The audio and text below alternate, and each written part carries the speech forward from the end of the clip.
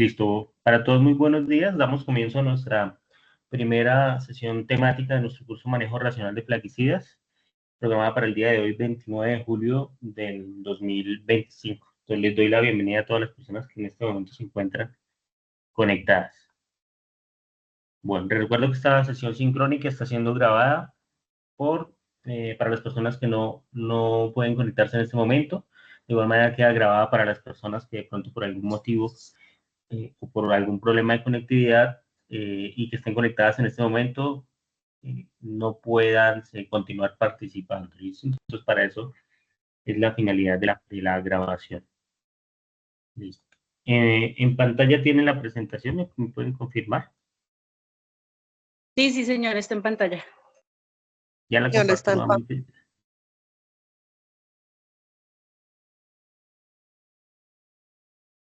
Listo. Bueno.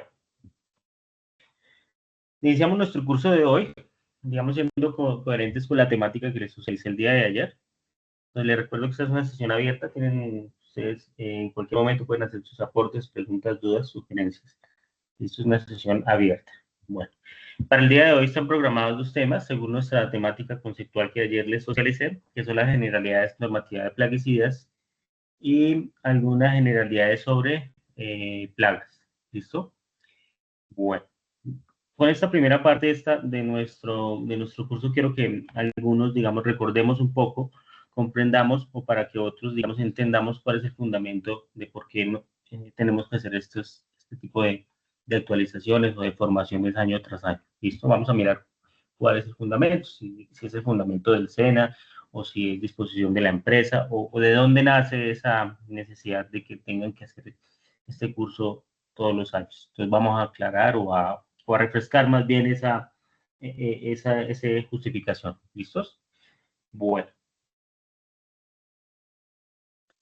Por eso iniciamos con las generalidades de la normatividad de plaguicidas. A nivel de plaguicidas, nosotros, o aquí en Colombia, se está hablando del 38.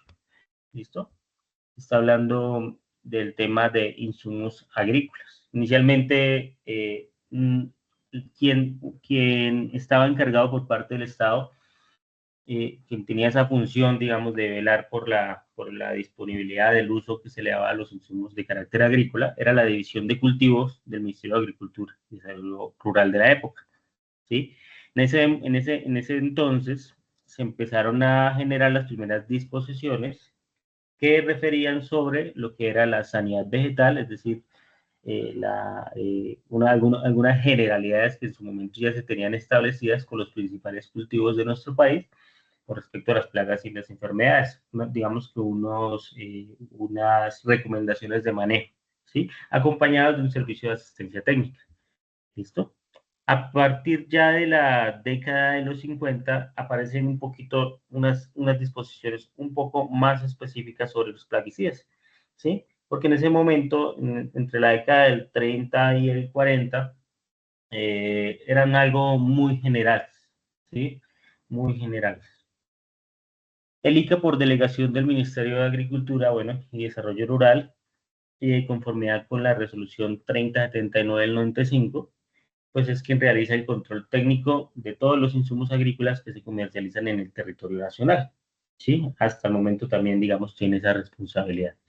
Mediante el registro de productores que implica la autorización para importación de los productos terminados y materias primas utilizadas en la producción.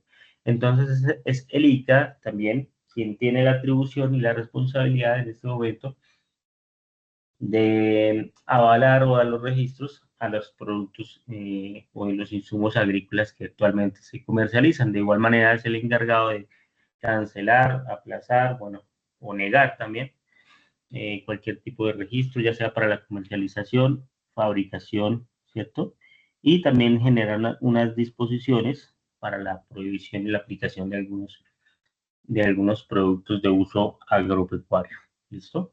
Igualmente, DICA es quien autoriza la exportación de plaguicidas y realiza el registro de importados de laboratorios para el control de la calidad de los productos y el registro de venta de los productos a comercializar, ¿vale? Aquí ya por otra parte, el Ministerio de Salud, de acuerdo con el decreto 1843, ese que quiero que ustedes tengan ahí presentes, decreto 1843 de 1991, expide lo que se conoce como el concepto toxicológico, el cual consiste en una serie de pruebas, ¿sí? De toxicidad aguda, subaguda y crónica en mamíferos. Es decir, unas pruebas que se hacen con algunas especies para determinar cuál es el nivel, cuál es la reacción de la, digamos que del organismo de este tipo de animales frente a la exposición a alguna serie de sustancias, ¿sí? Es de ahí donde ellos hacen esos ensayos de toxicidad, ¿cierto? Que generalmente realizan las casas comerciales en sus países de origen para los productos formulados que se apliquen en el país y los permisos de experimentación bajo protocolos específicos. Este decreto 1843 del 91 lo que buscaba era mantener una dinámica de integración a través del ICA entre los Ministerios de Agricultura y Desarrollo Rural y la Protección Social, Industria y los Usuarios para el estudio y la planeación de soluciones a la situación de los plaguicidas en Colombia. Entonces ya hablábamos de una integración, ¿cierto?, entre la protección de cultivos, también garantizando la protección del trabajador o que se garantizaran unas medidas de protección para el trabajador, para el medio ambiente. ¿Listo? Entonces ya como que empezamos a ver una, digamos, un trabajo más en equipo. ¿Listos? No podemos hablar de normatividad en plaguicidas sin mencionar la Constitución, nuestra Constitución del 91, ¿sí? Todos sabemos o recordamos que en 1991, que la Constitución que actualmente tenemos vigente, eh, que en su momento, digamos, aún todavía es una constitución muy robusta en muchos temas. Sin embargo, la constitución del 91 en términos ambientales fue una constitución que muchos denominan como una constitución ambientalista, ¿sí? Una constitución ecologista, es decir, ya se incluían todo el tema de protección a los recursos naturales, ¿sí? Ya se estaba hablando de la protección al medio ambiente, a los animales, a los recursos naturales, a los ecosistemas, ¿cierto? Eh, donde, por ejemplo, citamos en este caso, se le atribuye al Estado la obligación de proteger las riquezas naturales de la nación y a todas las personas el derecho a gozar de un medio ambiente sano y el compromiso de protegerlo. Es decir, era un derecho que está amparado con la Constitución del 91, ¿sí? A partir de la Constitución y de la serie de derechos es donde empiezan a nacer todas las normativas que en este momento nos tienen a nosotros reunidos, ¿sí? La Constitución ya estaba diciéndole al Estado que tenía que velar por la salud, por la protección de las riquezas naturales de la nación y también a las personas por gozar de un medio ambiente sano. ¿Listos? O sea, ya tenemos que la Constitución obliga al Estado, ¿sí? A pesar que hasta a la fecha del 91, si bien lo recuerdan, lo que mencioné hace un momento, ya desde la década de los 30 se estaba hablando de un uso racional, ¿sí? Pero ya en la Constitución del 91 reafirma y le atribuye al Estado que no es que se quiera hacer, sino que se obliga al Estado a promover una serie de acciones para eso. ¿Listo? Para delimitar y hacer cumplir esas normas supremas se promulgó la Ley 99 de 1993. Con esa ley se dio también, o se creó lo que es el Ministerio de Medio Ambiente, ¿sí? Lo que hoy se conoce como el Ministerio del Medio Ambiente y Desarrollo Sostenible y el Sistema Nacional Ambiental. Antes el Ministerio del Medio Ambiente de la Constitución del 91, digamos que no existía, sino que hacía parte de una división de otras, digamos, carteras, de otros entidades adscritas a la nación, ¿sí? Con la Ley 99 del 93, la regulación ambiental gana en términos de conceptualización y en el alcance de las decisiones que se adoptan. O sea, esta ley del 93 es la que básicamente le dio mucho músculo a toda la política ambiental de nuestro país. ¿Listo? En primer lugar, gana gracias a la creación del medio ambiente y a la inclusión de algunos principios como tener en cuenta el derecho de los seres humanos a una vida saludable y productiva en armonía con la naturaleza. O sea, eso que ustedes están viendo ahí, eso que acabo de decirles, era de los principales ejes con los cuales se fundamentó la creación del Ministerio del Medio Ambiente, ¿cierto? Dándole respuesta a lo que la Constitución estaba diciendo en su momento y aún, ¿no? En segundo lugar, con la expedición de esta ley 99, gana también, entre otros aspectos, por exigencia de llevar a cabo estudios de impacto ambiental, ¿Listo? Antes no se hablaba de los estudios de impacto ambiental, antes únicamente se hablaba ya de la consecuencia, ¿sí? Ahorita para iniciar cualquier, digamos, obra, cualquier alteración, interacción o cualquier afectación o explotación, ¿sí? Se hace necesario, se solicita la realización de estudios de impacto ambiental, ¿sí? Eso, digamos, es una respuesta a la Constitución, ¿no? Entonces, digamos, por eso ahí dice que también es una ganancia con la promoción de la Constitución y de la ley del 99, ¿cierto? Impacto ambiental como instrumentos básicos para la toma de decisiones con respecto a las actividades que afecten significativamente el medio ambiente, natural o artificial, y de incorporar costos ambientales. También usar instrumentos económicos para la prevención, corrección y restauración del deterioro ambiental y para la conservación de los recursos naturales renovables. Entonces ya no estábamos hablando solamente de hacer un estudio, de mirar qué tanto impacto positivo o negativo puede generar una explotación o el uso de ciertos productos en el medio ambiente, sino que también ya se empezó a hablar de un sistema de costos, cuál es el costo para remediar, ¿cierto? También ya se estaba hablando de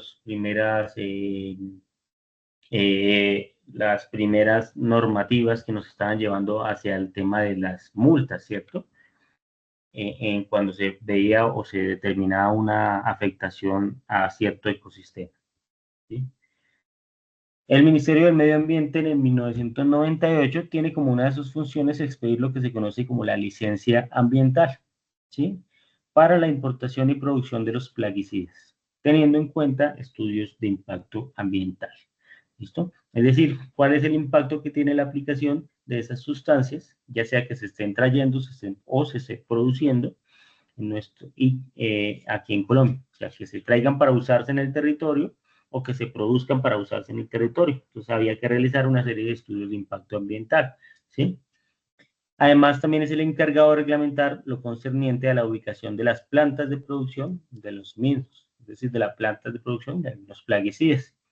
Y es el ente coordinador de las políticas ambientales de plaguicidas junto con las corporaciones autónomas regionales CAR. Las corporaciones autónomas regionales, básicamente, en este tema de las licencias ambientales, son las entidades delegadas y responsables a nivel regional para aplicar esta normatividad, no solamente en el tema de plaguicidas, sino también en el tema de la protección de los recursos naturales en general de las zonas en donde tienen jurisdicción o influencia. ¿Listos?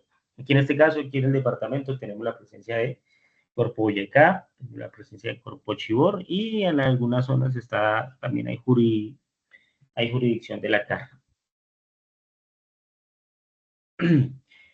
En el decreto 1753 del 94, que fue modificado por el decreto 1180 del 2003 del Ministerio de Medio Ambiente, en el artículo 7 dice, en los casos en que se requieren licencias ambientales.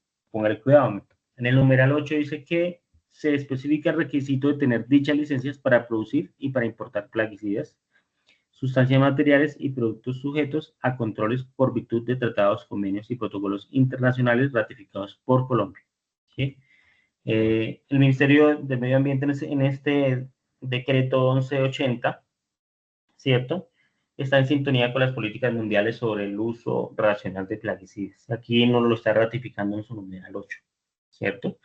También en ese numeral se especifica que cada corporación autónoma regional, por su parte, tiene competencia en su respectiva jurisdicción para otorgar la licencia ambiental o generar un plan de manejo ambiental para el transporte y almacenamiento de plaguicidas, así como otorgar licencias para el funcionamiento de pistas de fumigación donde se utiliza este medio de aplicación de productos. ¿Listos?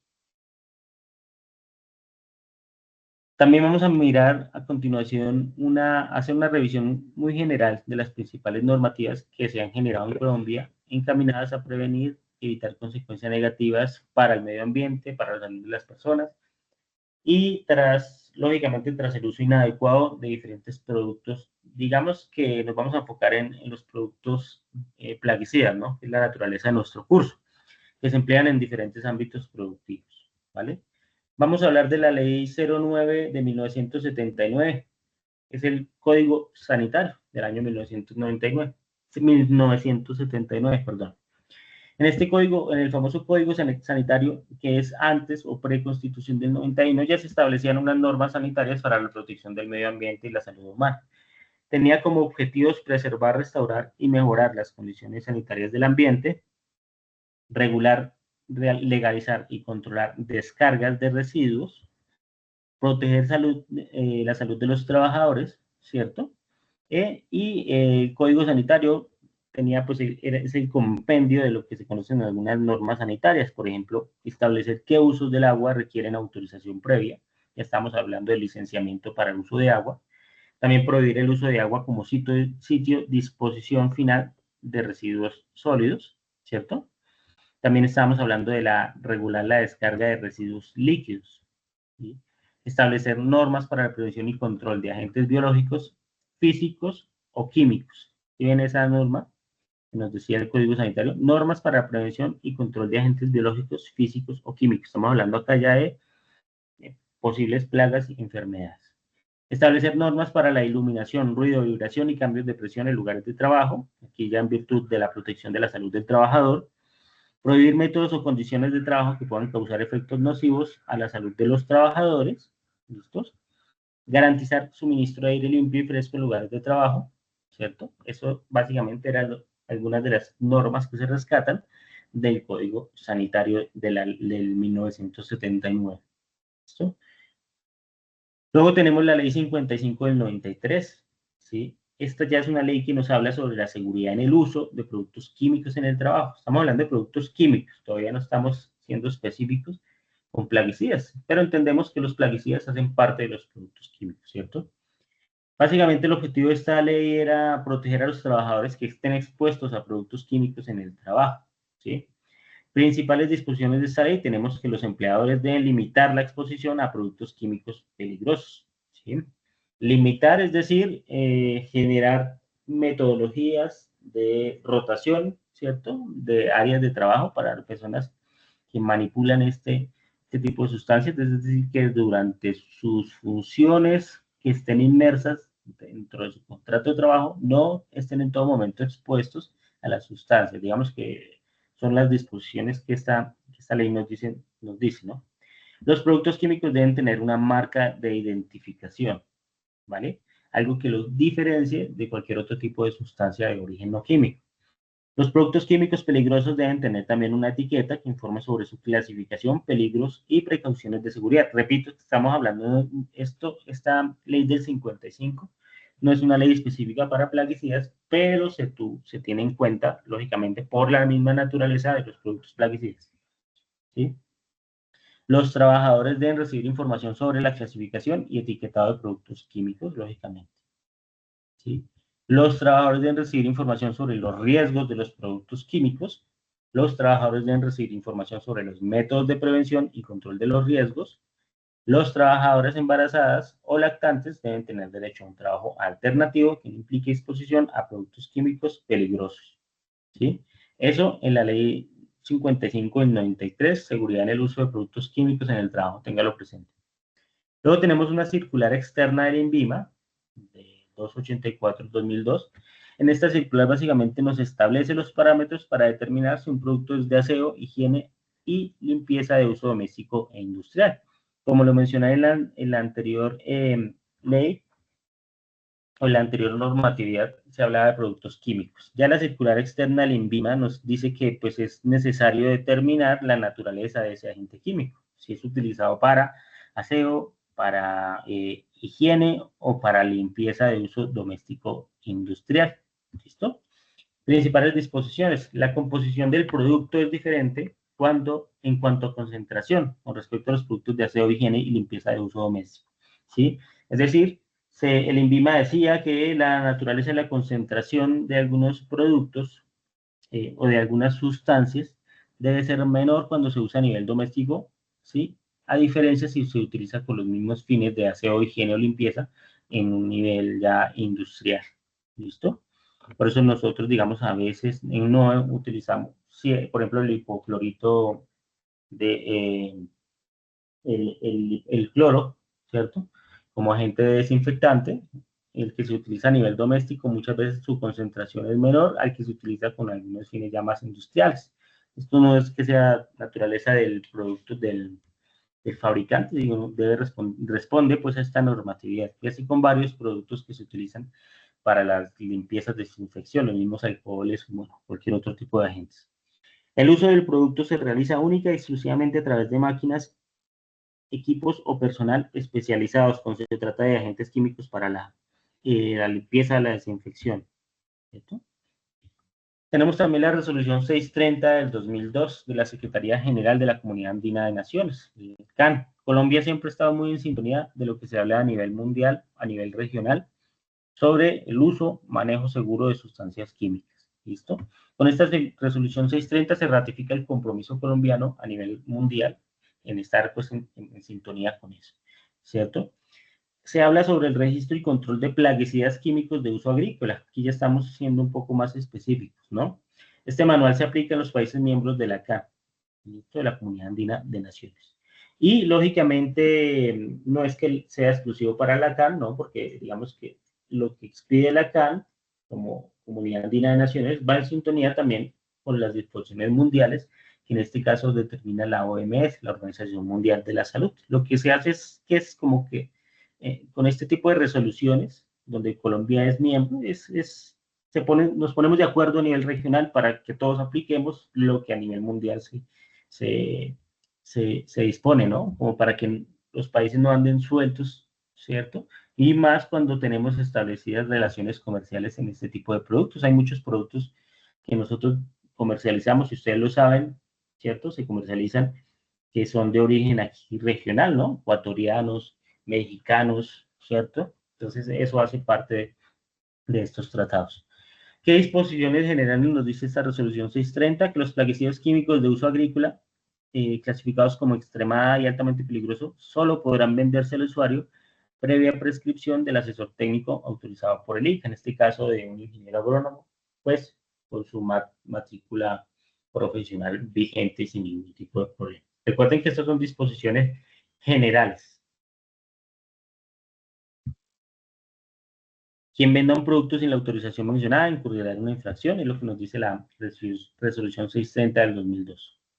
Luego tenemos la decisión andina de 804-2015, un poco más contemporánea, estableció los lineamientos y procedimientos armonizados para el registro y control de plaguicidas químicos de uso agrícola, el famoso PECUA, ¿cierto? Orientado su uso y manejo correcto en el marco de las buenas prácticas agrícolas. ¿Sí? ¿Cuál era el objetivo? Prevenir y minimizar riesgos a la salud y al ambiente, asegurar la eficacia biológica del producto y facilitar su comercio en la subregión andina. ¿Sí?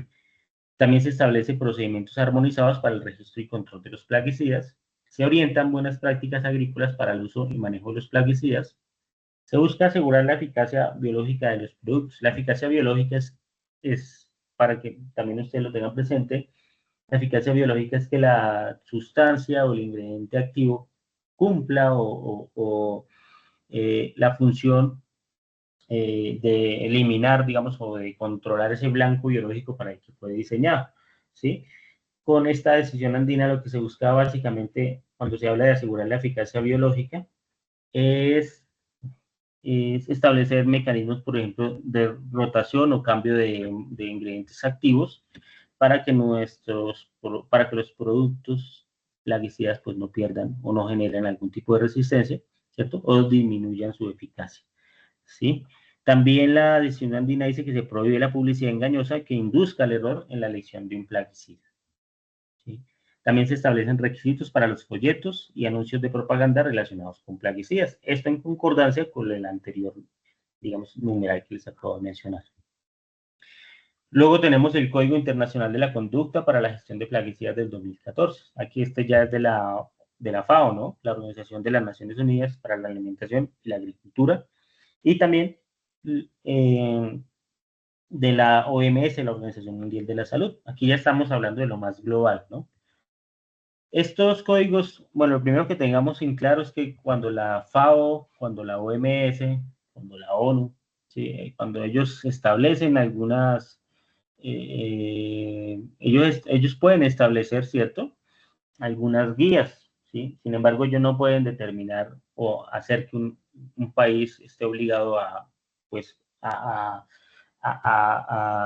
establecer lo que, por ejemplo, la OMS o la FAO dice, ¿no? Ellos lo que generan es un marco, ellos generan unas referencias, unas sugerencias, ¿sí?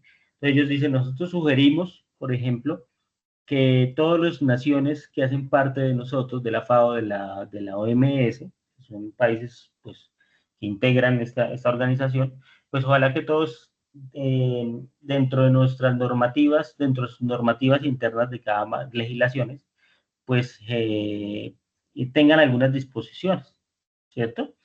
En este caso ellos estaban diciendo, le sugerimos a los países miembros, ¿sí? Que dentro de sus reglamentaciones, ojalá que ustedes pudieran, ¿cierto? Establecer vía legislativa mejores prácticas en el manejo de los plaguicidas durante su ciclo de vida, ¿sí?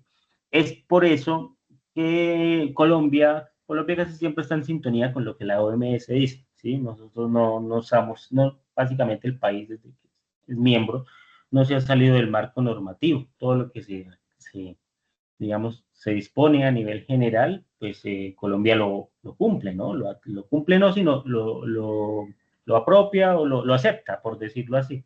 Recuerden que no es obligatorio, hay muchos países que no son miembros de la FAO, no le hacen caso a la FAO, ¿sí? No le hacen caso a la OMS. Entonces, sus legislaciones responden a otras necesidades seguramente. ¿Listo? En este caso, este Código Internacional de la Conducta nos dice que cada país debe generar estrategias para reducir los riesgos a la salud y al ambiente cuando se hace manejo de plaguicidas, ¿cierto? Cada país debe introducir prácticas agrícolas sostenibles, debe promover el uso de materiales educativos, debe desarrollar y promover el uso de manejo integrado de plagas, manejo integrado de vectores, ¿sí? También el código de la OMS de la FAO nos dice que, o sugiere a los países, evitar plaguicidas que requieran equipo de protección personal incómodo, costoso o difícil de conseguir. ¿Sí? Ustedes dirán, pero ¿por qué eso que tiene como de raro? ¿Sí?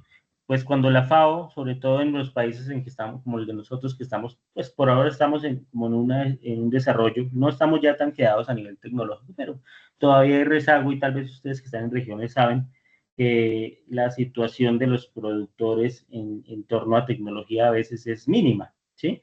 Entonces la FAO y la OMS pensando en eso dice, pues si los países tienen algunas limitaciones en el acceso a elementos de protección personal muy especiales que requieran la utilización de ciertos productos, pues ojalá que ustedes no vendan esos productos, porque para vender un producto que requiere que usted tenga un mono completo, ¿cierto? Un traje muy especial de fumigación, pues si usted lo está comercializando, pero usted sabe que la gente no tiene el nivel para utilizar esa indumentaria tan específica, pues evite de venderla. Entonces, digamos que tiene cierta lógica, ¿cierto?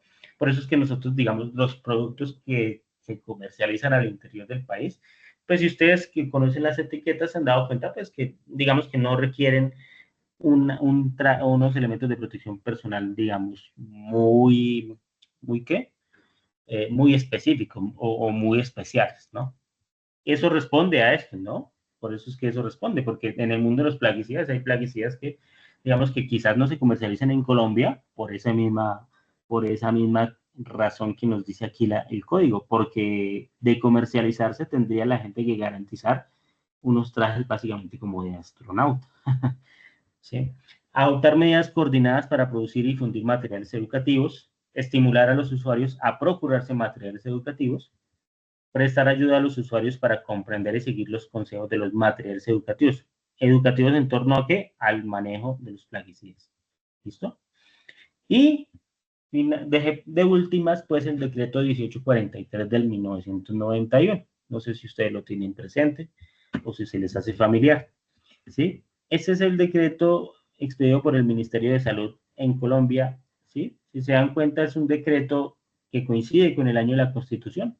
Digamos que ese es el hijo de esa normatividad que yo les mencioné al principio, donde decía que el Estado debía procurar por la salud de las personas y por garantizar un medio ambiente, por garantizar la calidad del medio ambiente de las personas. ¿Sí recuerdan que lo dice la Constitución? Pues esta es la respuesta que en su momento el gobierno dio para darle cumplimiento y poder garantizar en parte la salud de las personas pero ya en una actividad específica. ¿Cuál creen ustedes que es? Pues este decreto 1843 del 91 ya es el específico para el tema de los plaguicidas. ¿Listos? O sea, el decreto 1843 es el que reglamenta el uso y manejo de plaguicidas, establece el control y la vigilancia epidemiológica en el uso y manejo de plaguicidas, con el objetivo de evitar que afecten la salud de la comunidad, la sanidad animal y vegetal o causen deterioro del ambiente. Si ustedes leen ese encabezado, sí, se van a dar cuenta que corresponde a lo que la Constitución estaba diciendo en ese artículo. Bueno, en ese y en varios artículos, ¿sí? Entonces, esta es la primera respuesta que a nivel legislativo se tiene para dar cumplimiento a la Constitución. Recuerden que los derechos de la Constitución son obligatorios porque el Estado los haga cumplir. Sobre la Constitución no, a nivel legislativo no puede pasar por encima nada, ¿sí? Y como un Estado garantiza que las constituciones se cumplan a través de la expedición de leyes y de decretos en este caso, y de ahí para abajo, circulares, resoluciones, ¿cierto? Normatividad. Pero podríamos nosotros decir que en los que digamos que nos movemos en todo en el mundo de las sustancias plaguicidas, viene siendo como la carta magna para dar cumplimiento a lo que la Constitución dice. La Constitución solo es un compendio de normas. Ya las leyes y decretos es lo que garantiza que se cumplan esas normas. ¿Listo? Con este 1843, el Ministerio y Colombia ya estaba diciendo, listo, vamos a ver cómo vamos a hacer para garantizar la protección al medio ambiente. ¿Sí? Y lo vamos a enfocar es en el uso de plaguicidas, lógicamente. ¿Sí? ¿Qué dice el decreto a nivel general? El decreto establece un control y vigilancia epidemiológica de todas las sustancias plaguicidas. También crea un Consejo Nacional de Plaguicidas, consejos seccionales de plaguicidas y un consejo intrasectorial en el Ministerio de Salud. Ojo que estoy hablando del 91, el decreto 1843 de 1991. Establece que los plaguicidas de categorías 1 y 2, extremadamente y altamente tóxicos, requieren fórmula o prescripción de un profesional capacitado. Establece que los empaques de los plaguicidas deben ser destruidos. Establece que no se admitirá la experimentación con productos que no cumplan con los requisitos de información toxicológica y ambiental, o sea, las pruebas. Establece que se debe informar a las autoridades sanitarias sobre los daños ocasionados por la experimentación, ¿sí? También nuestro decreto nos dice, ojo con esto, ¿sí?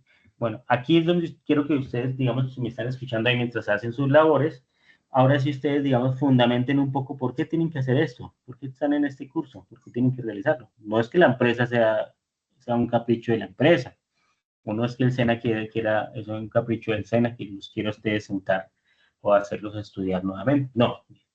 Desde el decreto 1843 de 1991, en el artículo 172, estamos hablando del 91, establece la necesidad ¿de qué? Textualmente ahí lo copié, ¿no? El personal que labore con plaguicidas deberá recibir cursos de capacitación y entrenamiento por cuenta de la persona natural y jurídica que los contrate, ¿vale? Eso ya está escrito en el artículo 172 desde el año 1991. Entonces, la primera, digamos, para recordarles, ¿listo? Algunos.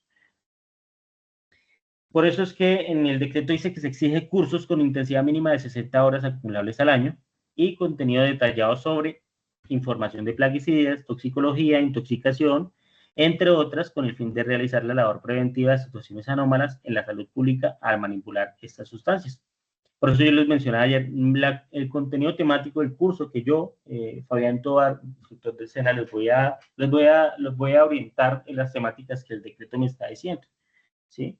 Que las personas deben elaborar, desde estas mismas generalidades hasta algunas generalidades sobre toxicología, sobre primeros auxilios, son generalidades, pero que según la legislación dice que el personal pues debe garantizar que recibió alguna información sobre esa año tras año. ¿Listos? También en el artículo 173 de este decreto 1843 establece que la capacitación debe ser efectuada por el SENA, también por autoridades de salud, ¿sí? Instituto Colombiano Agropecuario ICA, ¿cierto? Y demás autoridades que hagan parte del Sistema Nacional de Transferencia de Tecnología en los niveles operativos correspondientes o por universidades e institutos tecnológicos. O que hagan parte del Sistema Nacional de Transferencia de Tecnología, es decir, que estén acreditados para poder dar esas capacitaciones y poder generar una certificación. ¿Listo? Es por eso que estamos acá reunidos, ¿sí? Es por eso que la empresa de ustedes solicitó a nosotros el SENA, que dentro del decreto desde 1991 ya se nos atribuía a nosotros como entidad adscrita al gobierno nacional, se nos dio la responsabilidad, ¿sí? Dentro de nuestra misión, también ayudar a extender este plan de capacitación sobre plaguicidas. Desde el 91 tenemos esa misión. ¿Listo? Entonces era la primera observación que yo quería mencionarles en la mañana del día de hoy. Recordar por qué estamos acá. ¿Listos? ¿Hasta ahí claro? Los que están por ahí escuchándome. Sí, señor. Listo, muchas gracias. Sí, señor. Recuerden, gracias. Recuerden que esta presentación yo se las comparto, bueno, se las voy a compartir al finalizar la sesión para que también tengan acceso y si quieren la almacenen por ahí donde quieran. Bueno, hasta ahí bien. Esa es la generalidad de las normativas.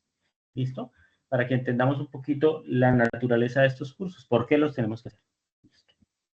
Bueno, siguiendo con nuestra temática, les presenté ayer el contenido temático, es decir, los temas que íbamos a mirar. En nuestro segundo tema eran los principios generales de control de plagas. ¿Listos? Nuestro decreto nos dice, si vamos a hablar de plaguicidas, pues tenemos que entender para qué es un plaguicida, ¿cierto? Por eso nosotros comenzamos recordando un poco estos conceptos generales. Por eso vamos a definir qué es una plaga, ¿sí? Plaga, de pronto ustedes en su cabeza, ya cuando yo les hablo a ustedes de plaga, de pronto ya en su cabeza, en su imaginario, en sus ideas previas, ustedes ya tienen algún tipo de concepto, ¿cierto? Hay unos, o a las personas a nivel general, muchas personas lo asocian hasta con temas ya bíblicos, ¿no? Si bien ustedes recuerdan, la misma bíblica refiere el concepto de plaga como algo que le hacía mal a una población, ¿sí? Como un castigo, digamos, de ese Dios en términos religiosos, ¿cierto? Como individuos de una misma especie que podían generar ciertos daños devastadores a los intereses de las personas. ¿Sí? Entonces la Biblia refería, por ejemplo, a la plaga de las langostas, como un castigo a la gente, pues creo que era por portarse mal, ¿sí? Entonces las langostas, que son como una especie de grillos grandes, ¿sí? Que devastaban cultivos en este caso, de cereales, un poco, muy rápido, ¿no? ¿Sí? Acababan con el cultivo que era, pues, que se pretendía para la utilización del consumo humano. Entonces lo que generaba era hambre y muerte posiblemente al no tener una fuente de alimento, ¿sí? Sin embargo, pues el concepto de plaga también ha ido adaptándose a cada momento hasta que llegó a entenderse ya no como un castigo, pues, ¿cierto?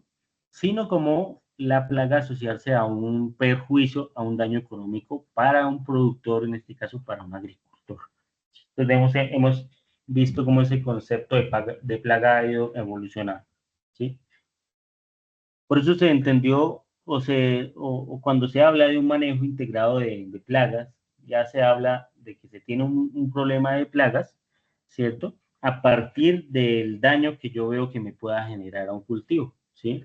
Si bien, como lo vamos a ver más adelante, las poblaciones de organismos que son considerados plagas siempre van a estar presentes en todos los ambientes. Nosotros no podemos decir que en un cultivo no hay un insecto, no hay un áfido, ¿cierto? No hay un nematodo, no podemos mencionar eso. Lo que nosotros queremos decir es que necesitamos disminuir la población o la cantidad de individuos para que no me representen un problema, ¿sí me entienden? Entonces, por eso nosotros, cuando se habla de plaga, se habla de los umbrales, es decir, hasta qué momento, hasta qué punto yo, de la presencia o de la población de ciertos organismos, yo puedo permitir que estén presentes en mi cultivo sin que su presencia me represente una pérdida económica a mis intereses, ¿sí? Eso es lo que se conoce como un umbral económico, ¿sí? ¿Hasta qué punto yo puedo permitir la presencia de una plaga sin que la presencia de esta me afecte mi producción, ¿sí? Es por eso que esta definición de plaga pues también varió, ¿cierto? Cuando el gasto para controlarlo sea mayor que lo que yo espero cosechar, pues yo puedo decir que ya tengo un problema, ¿sí?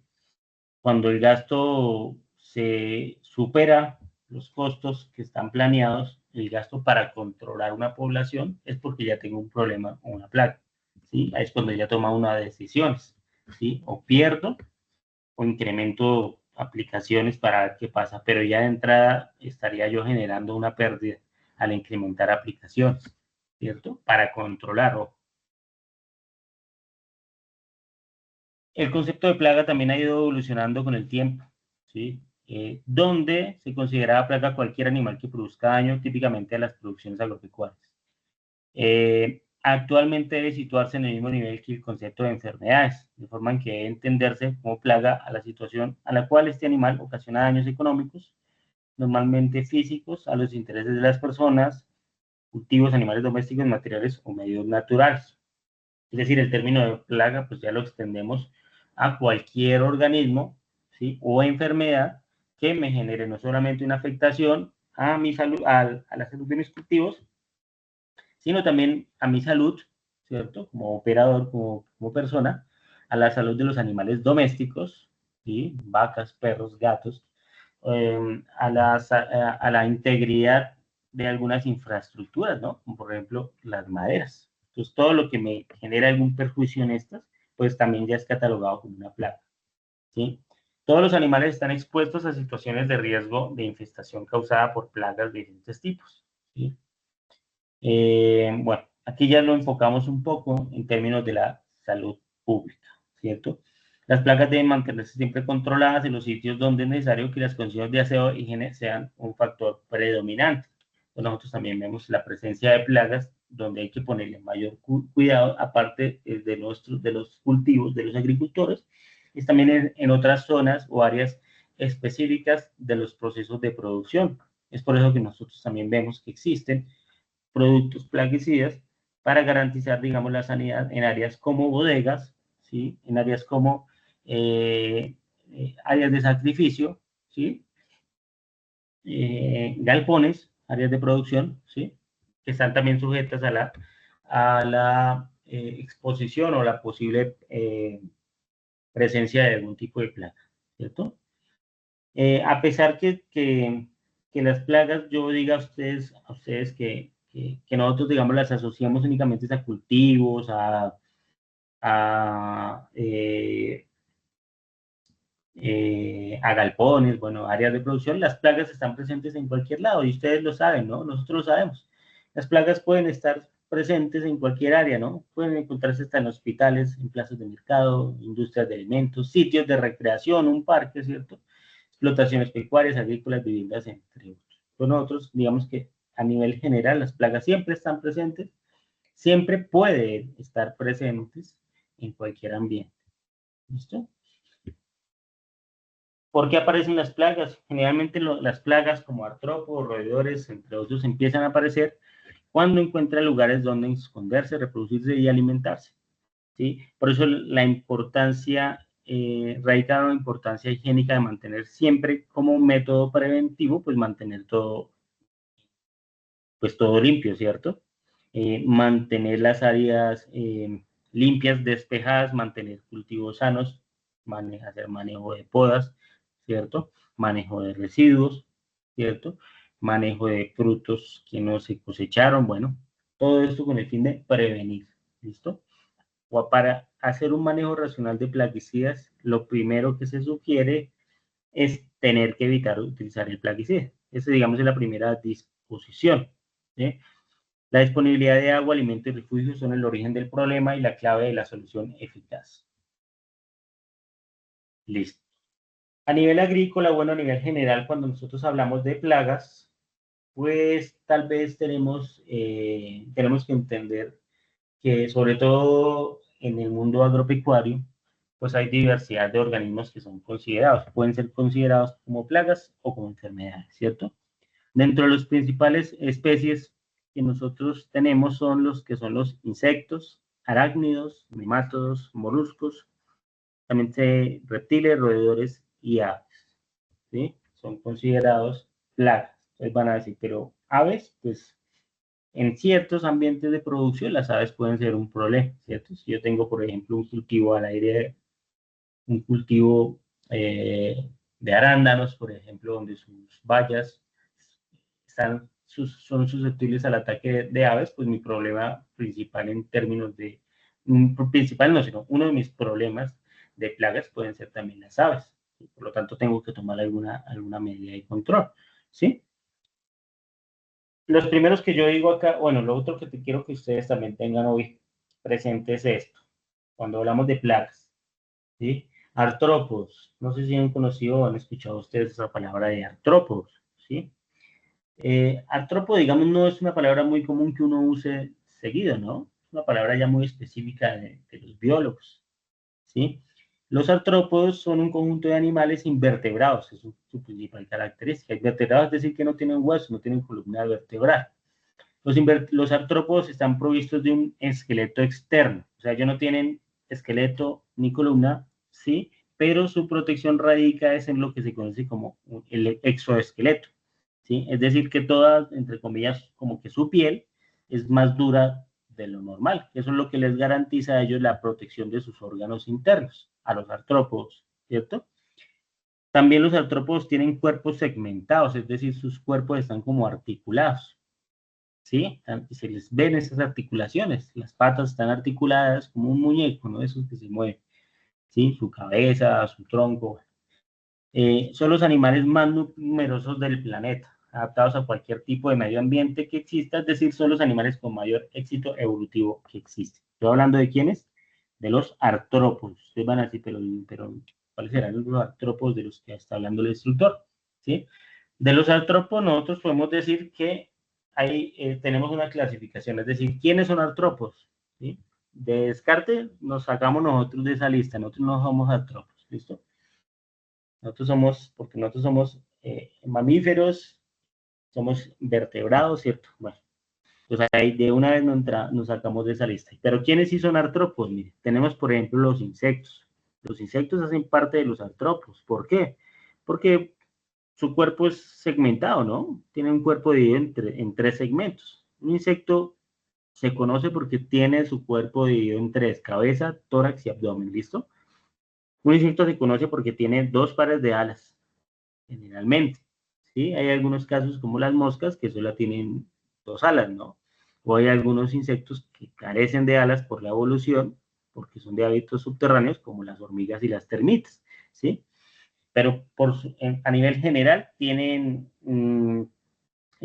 dos pares de alas, ¿listo? Tienen tres pares de patas, o sea, seis patas, ¿no? Un insecto tiene seis patas. Y tienen un par de antenas incrustados en su cabeza. Eso es un insecto, que hace parte de quién? De los artrópodos. Luego tenemos los crustáceos. La mayoría de los crustáceos son acuáticos. ¿Sí? Si el insecto está dividido en tres partes, su cuerpo, el crustáceo tiene un cuerpo dividido entre 16 y 20 segmentos, es decir, es un ser, un organismo mayormente que tiene más articulaciones. ¿Listos? Luego tenemos los arácnidos. ¿Sí? Dentro de los arácnidos, ¿qué tenemos? Las arañas, muy bien. Tenemos las arañas, tenemos las garrapatas principalmente. O también tenemos los ácaros. ¿Sí? Los arácnidos se caracterizan porque ellos tienen un par de quelíceros, es decir, como unos colmillos. ¿Sí? Los arácnidos, carecen de alas. Su cuerpo está dividido en dos partes, que son la cabeza y el cefalotórax. ¿Sí? Ellos no tienen abdomen. Tienen fusionado como que tienen fusionado como que la cabeza con el resto del cuerpo. ¿Sí? Su cuerpo tiene cuatro pares de patas, o sea que tiene ocho patas. Entonces ahí la primera diferencia entre los insectos, por ejemplo, con los arácnidos. Seis patas los insectos, ocho patas los arácnidos. ¿Listo? Tenemos los miriápodos que tienen múltiples patas, ¿cierto? Cuerpos largos, cilíndricos, ¿sí? Tienen quelíceros, es decir, también tienen colmillos, y la mayoría, por no decir que todas las especies pertenecientes a estos son terrestres.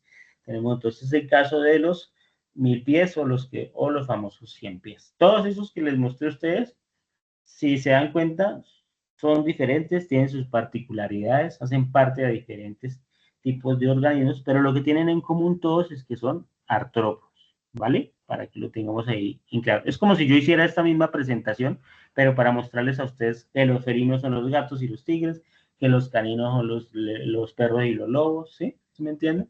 Entonces, pertenecemos al mismo grupo que somos los mamíferos, pero nos diferenciamos por algunas cosas, ¿vale? Bueno, entonces ya diferenciamos eso. Bueno, nos vamos a enfocar con la principal. Cuando nosotros hablamos de plagas de cultivos, si lo vemos a nivel comercial inclusive, ¿cierto? Y ustedes también de pronto sí lo han notado, la mayor parte de los productos plaguicidas que llegan a preguntarnos, que nos recomiendan los profesionales, son los insecticidas, ¿cierto? ¿Por qué? Porque resulta que los insectos son donde se ubican la mayor cantidad de las especies consideradas como plagas a nivel agrícola. ¿Sí? Por eso es que hay en el mercado tenemos una variedad muy amplia de insecticidas. ¿Por qué? Porque es en los insectos. Ojo, no son los únicos, ¿no? Algunos dirán, no, pero sí, no, no son los únicos, pero son los que tienen mayor presencia y donde hay mayor representación de especies que son catalogados como plagas, ¿vale? Téngalo ahí presente. ¿Sí? A nivel general, los insectos, ojo, son invertebrados, recuérdelo bien, no tienen columna vertebral, tienen un exoesqueleto similar a un caparazón duro que los protege del medio ambiente y otros animales que los pueden lastimar, ¿sí? Caso más notorio de lo tan duro que puede ser un exoesqueleto en insectos es el de los coleópteros, el de los cucarrones, ¿no? Escarabajos, si ustedes se dan cuenta, un escarabajo básicamente tiene como una armadura, ¿no? Que a escala, digamos, a su escala de tamaño, es algo, a nivel de insectos, es uno de los insectos más fuertes, ¿sí? También ustedes se han dado cuenta, ¿no? Cuando se están volando los escarabajos se estrellan con los vidrios y suenan, ¿no? Su mismo exoesqueleto es muy fuerte. También para combatir una plaga de escarabajos necesitamos ciertos productos especiales diferentes a los que necesitaríamos para utilizar, por ejemplo, para controlar, qué sé yo, un, una larva de mariposa, ¿cierto? O una polilla, ¿sí? Por la misma dureza de su exoesqueleto requiere productos especiales que logren perforar esa caparazón. Eso lo vamos a ver más adelante. La mayoría de los insectos también tienen alas, antenas y ojos grandes. Otra característica es que tienen 6 patas. Por esa razón las arañas no son insectos, pues ellas tienen 8 patas. Otros ejemplos de animales que no podemos llamar insectos son los escorpiones. Los escorpiones son arácnidos, gusanos. Los gusanos, digamos que pueden ser larvas de insectos, ¿no? Pueden ser larvas. Cochinillas, lo que se conoce como marranitos, y los caracoles. Ellos están por fuera de la clasificación de insectos, ¿sí? Ahí en pantalla ustedes tienen la anatomía general de un insecto. Mira, ahí claramente se ve lo que yo les estaba diciendo. Esta es una anatomía muy general, ¿listo? Si ustedes detallan el cuerpo de ese insecto, es como una avispa, ¿sí? Véanle ustedes que se puede determinar que tiene 3 partes, ¿no? Miren, analícenlo ustedes bien. Miren, tiene su cabeza, ¿sí la ven? Perfectamente diferenciada. El tórax en la parte media y el abdomen, ¿cierto? El abdomen, que es donde se encuentran básicamente su aparato reproductor, ¿sí? Su ovopositor. En el tórax, donde se encuentran insertadas las alas y las patas. Cabeza, donde encontramos la antena y los ojos y el aparato bucal. ¿Listo? Esa es la anatomía general de un insecto. ¿Listo?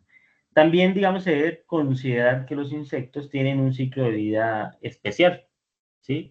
Tal vez ustedes han escuchado la palabra metamorfosis, ¿cierto? Cuando uno estaba por allá en el colegio, siempre le dan a uno la metamorfosis. Se le viene de pronto a uno a la cabeza 2 animalitos, ¿cierto? Las mariposas y las ranas. ¿Sí recuerdan por ahí eso? Entonces, la metamorfosis es un proceso de desarrollo de algunas especies en los insectos, de algunas especies, y en este caso de los insectos. ¿Sí? Esa metamorfosis es un proceso que involucra cambios de forma o transformaciones que sufre un insecto desde que nace hasta llegar al estado adulto. ¿Listo? Los insectos no todos tienen el mismo proceso, o sea, todos sufren un proceso de metamorfosis, eso está claro, pero está dividido en 2, o es una metamorfosis completa o es una metamorfosis incompleta o simple. ¿Listo? La incompleta o simple es cuando el estado que emerge del huevo es parecido al adulto, ¿sí? Con formas juveniles, se denominan ninfas. Es decir, la metamorfosis simple es cuando un insecto pone un huevo, ¿sí? Lo que emerge del huevo, o sea, cuando sale del huevo del insecto, lo que sale es muy parecido al adulto. O sea, si usted lo ve, usted va a decir, ese es un grillo, ¿sí? Porque es parecido. O sea, usted no tiene que ser un científico para decir, ¿sí? Así sea pequeñito, recién eclosionado, usted ya puede decir qué insecto es con verlo, ¿listo? Porque sus cambios no son muchos. Ese estado que nace, eso que sale tan pronto emerge, en la metamorfosis incompleta se conoce como una ninfa, ¿sí? Ahí lo único que cambia es que el insecto, bueno, si digamos va ganando tamaño, ¿no? Pues si va ganando tamaño hasta que queda en el tamaño del adulto que se conoce, pero uno ya lo puede distinguir, puede que le empiezan a salir, nace sin alas, empiezan a salirle las alas, pero ya se sabe qué bicho es, ¿listos? Y esa es la metamorfosis incompleta. Pero la metamorfosis completa, digamos que es la más especial en los insectos, la más, digamos que más interesante, es en ella donde hay 4 estados, ¿sí? Ahí sí ya nace, después del huevo, nace algo que se conoce como una larva, ¿cierto? Después de la larva se transforma en algo que se conoce como una pupa y luego un adulto. Son 4 estados. Ya es más difícil reconocer a qué especie corresponde, ¿sí? Porque lo que nace del huevo no se parece nada al adulto. ¿Listo? Mira, acá les voy a mostrar en esta diapositiva. Mira. Eso es una metamorfosis simple. ¿Listo? Creo que ahí es más claro con esa imagen lo que les estoy hablando. ¿Sí? Miren el huevo, ¿cierto? Después salen lo que se conocen como ninfas. Ninfas son todos esos, digamos, estados en los que pasa hasta volverse el adulto, ¿sí? Pero si ustedes detallan en la presentación que les estoy mostrando, la ninfa, ¿sí ven que se parece al adulto? Yo no tengo que ser ningún entomólogo, ningún agrónomo, ningún botánico, ningún biólogo para saber que eso es un grillo, ¿sí?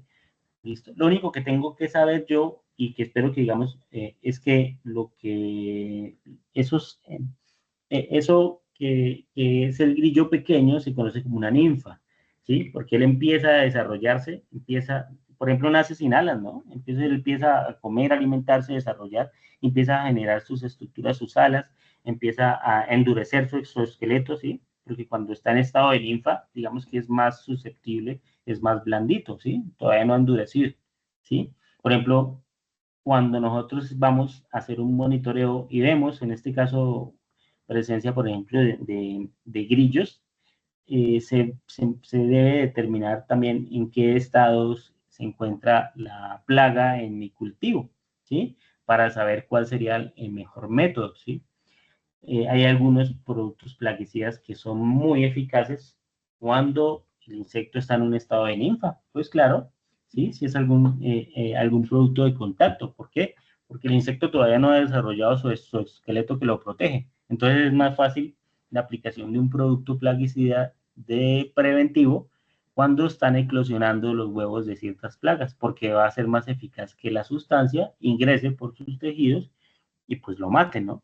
A diferencia cuando ya ha alcanzado su estado de adulto, donde su exoesqueleto es mucho más duro, ¿sí? Ya requerimos otros tipos de sustancias activas para hacer un control, porque a nivel cutáneo de pronto algunas sustancias activas ya no le va a hacer daño al insecto, entonces ya tenemos que estar pensando en otro tipo de sustancias, ¿sí me entienden?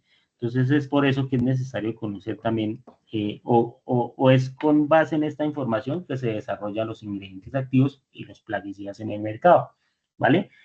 Eh, ¿Qué ejemplos de insectos tenemos con este tipo de metamorfosis? Tenemos los grillos, saltamontes, los chinches, los pulgones, libélulas y cigarras, ¿vale? Aquí tenemos ya la otra metamorfosis, que es la metamorfosis completa. Miren la imagen. Esa sí a ustedes creo que se les ha hecho familiar, ¿sí? La mariposa, yo les decía a ustedes, que tenemos 4 estados, ¿no? Huevo, larva, pupa y adulto, ¿sí? El huevo, que es su primer estado, es cuando pues, hace postura el adulto. Y luego del huevo emerge una larva, un gusano, ¿cierto? Ese gusano inclusive está adaptado, su aparato bucal, es decir, su boca, tiene una naturaleza o está diseñado para qué? Para comer, para trozar hojas, para trozar tallos. ¿Listo? ¿Por qué necesita o es tan voraz? Porque ella necesita almacenar energía para pasar a su siguiente estado, que es la pupa. ella se encapsula, ¿no? ¿Cierto? Caso muy común, por ejemplo, la polilla guatemalteca, en muchas mariposas de algunos cultivos en específico, ¿cierto? Que nosotros las encontramos. Después de la pupa, ella completa su proceso de transformación y esa oruga, que se duró cierto tiempo alimentándose de las plantas, pues emerge en forma de adulto, ya sea una mariposa o una polilla, ¿sí? Para nuevamente buscar su proceso de reproducción, poner huevos y seguir el ciclo. ¿Listos? También tenemos el caso ahí, miren en esta otra imagen, las moscas, ¿no? Esas que ustedes ven ahí es una mosca común, ¿sí? Tenemos el adulto que genera su postura, luego salen las larvas, que son los gusanos, y luego están las pupas, ¿vale? Tenemos como ejemplo las mariposas, polillas, escarabajos, abejas y avispas y algunas moscas. ¿Listo? Si ustedes ven ahí esa imagen, también ustedes ya de pronto van a empezar a comprender por qué la naturaleza, por qué las sustancias activas, por qué los laboratorios diseñan sustancias y dan ciertas recomendaciones, ¿cierto? Porque los formulan para ciertas plagas, ¿sí? Y son a veces específicos. ¿Sí me hago entender? Algunos plaguicidas dicen, se utiliza únicamente para, como larvicida en estado larval. Para adultos ya no hace nada de esa sustancia, ese producto. ¿Sí? Eso es, porque ya se conoce cuál es el estado de desarrollo, cuál es el proceso de metamorfosis de esa plaga o de esa especie que yo quiero controlar. ¿Sí? Es ahí que radica la importancia de lo que nos decía la OMS, hacer un manejo racional, ¿sí? Un manejo educativo de los plaguicidas.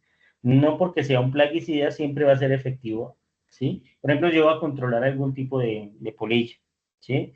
Yo no puedo aplicar un plaguicida genérico porque puede que el plaguicida no me sea efectivo en el estado de adulto, en el estado de larva, ¿no? Recordemos, inclusive la misma especie no me hace el mismo daño. Si yo veo presencia de adulto, si yo veo presencia de adulto, pues yo ya no puedo aplicar un insecticida, digamos, un plaguicida sistémico. ¿Para qué?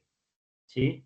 Si yo veo eso en una cantidad pues alta de adultos, ¿sí me entienden?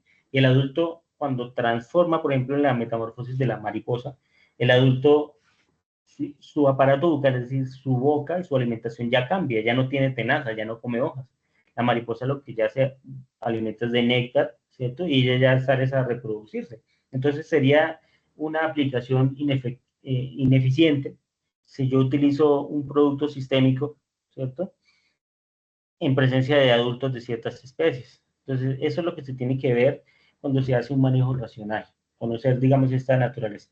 Y los productos comerciales, pues ellos ya adelantaron esa investigación, por eso ellos tienen ahí específico en qué estado de desarrollo del insecto se debe aplicar, ¿vale? De esa manera se garantiza que no se pierda la eficacia del producto y que no se pierda la aplicación o que se hagan aplicaciones innecesarias que, digamos, pueden hacerle daños a otras especies, ¿vale? Para que lo tengamos ahí presente.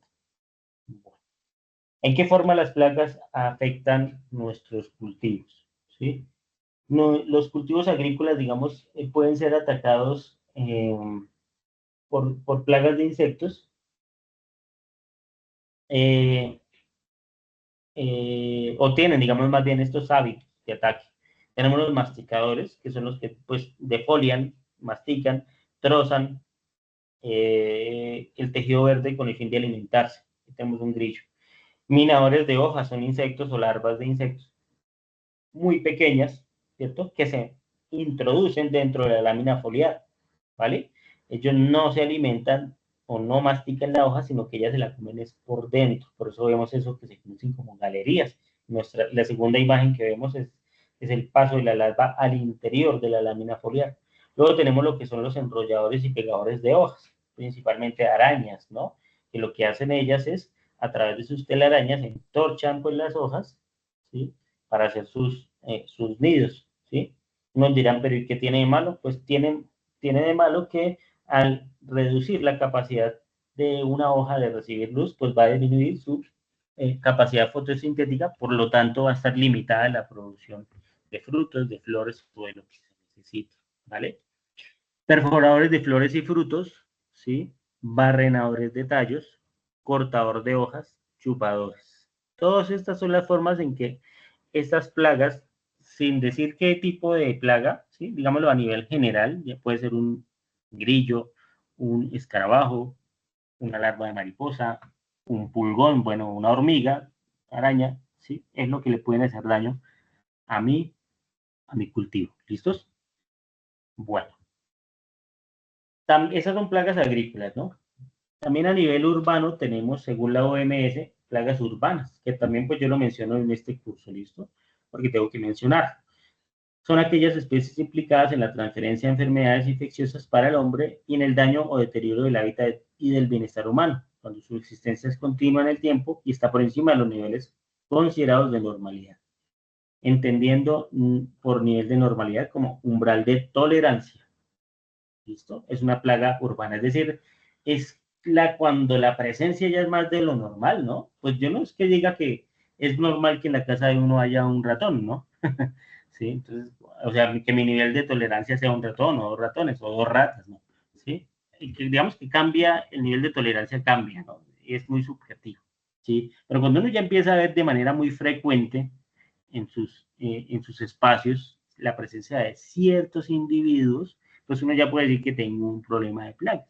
Si no es muy frecuente, pues digamos que no lo puedo decir yo que hay una plaga, ¿vale? Por eso la OMS dice que, pues, se refiere a esas plagas urbanas, ¿cierto? ¿Qué plagas urbanas tenemos? Moscas, cucarachas, zancudos, por ejemplo, ahorita que estamos como en una temporada de cierre invernal, ¿sí? Entonces es posible que donde haya, ¿cómo se llama? Donde haya encharcamientos o almacenamientos no controlados de agua, pues se disparen las poblaciones de los zancudos porque son los medios adecuados para que ellos completen o aceleren o aumenten sus poblaciones, ¿no? Lo mismo en roedores, ¿sí? Todas estas plagas urbanas, lógicamente, antes de yo tomar la decisión de aplicar alguna sustancia plaguicida, pues puedo yo hacer algunas acciones de manejo que me eviten que la población se dispare, ¿no?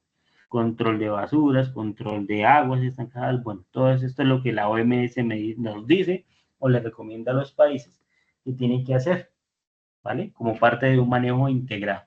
¿Se acuerdan que yo les dije a ustedes? El manejo integrado de plagas, MIP, o MIPE, con enfermedades, y a nivel, esto que ustedes ven ahí son vectores, ¿no? Vectores, ¿por qué uno dice, y estos por qué son peligrosos? Porque muchos de estos organismos que ustedes tienen en las que están viendo ahí en la presentación en pantalla, son vectores de enfermedades, paludismo, dengue, rabia, ¿cierto? Enfermedades gastrointestinales, ¿sí? Que pueden comprometer la salud de las personas, ¿sí? Entonces hay necesario controlar sus poblaciones por temas de salud pública. ¿Listos? Plagas urbanas. Y como les mencioné también hace un momento, cuando hablábamos de plagas, también nosotros no podíamos dejar por encima lo que eran las enfermedades. ¿Listo? Antes de hablar ya de algunas enfermedades comunes, vamos a mirar las enfermedades, por qué son consideradas también agentes nocivos para el desarrollo de nuestros cultivos. O sea, por qué son sujetos de control, por qué estas enfermedades tienen que ser controladas. Ustedes, digamos que es una respuesta que para ustedes que están, digamos, o para nosotros que conocemos ya, digamos, hace parte, digamos, de las acciones o de nuestro día a día, escuchar problemas relacionados con enfermedades, tenemos que comprender un poco cuál es el tema con las enfermedades en los cultivos. Listo, aparte de que generan lógicamente, principalmente, ¿no? Para los intereses, pues pérdidas económicas, porque uno no siembra para perder, ¿sí? Pero ¿qué problema generan las enfermedades en los cultivos? Mire, generan alteraciones de crecimiento. Pueden generar cualquiera de esas cuatro. Primero, enanismo. El enanismo es que las plantas no alcanzan el tamaño normal, ¿sí? Son síntomas asociados a algunas enfermedades. Deformaciones, que el tamaño o algunos órganos de la planta pues crecen de una forma anómala, o sea, es decir, de una forma en que no es la habitual. Miren esa fresa que está ahí. No es que sea una fresa, una variedad especial, no es una fresa, digamos, que estuvo expuesta a algún problema fitopatológico, alguna enfermedad. Tenemos también la presencia de agallas. En esta tercera imagen ustedes ven que son protuberancias, ¿sí? En raíces o en tallos debido al crecimiento celular exagerado, es decir, es como una especie de tumores que le salen a las plantas, ¿sí? Y lo que se conoce como escoba de bruja, cerca del ápice del tallo ocurre una proliferación anormal de brotes, ¿sí? Son todos estos alteraciones de crecimiento generados por enfermedades, ¿sí? Tenemos también síntomas que me indican a mí que puede haber la presencia de alguna enfermedad en mi cultivo, ¿sí? Es por ejemplo, la clorosis, ¿sí? La clorosis la entendemos como la pérdida o la disminución en la clorofila en las plantas. Recordemos que la clorofila es la que le atribuye ese color verde a las plantas. Cuando una planta tiene clorosis, es decir, la planta ya presenta un color verde más pálido de lo normal, una coloración, una disminución en su coloración y se torna amarillenta, ¿sí? Si bien la clorosis se puede dar por varios factores, ¿no?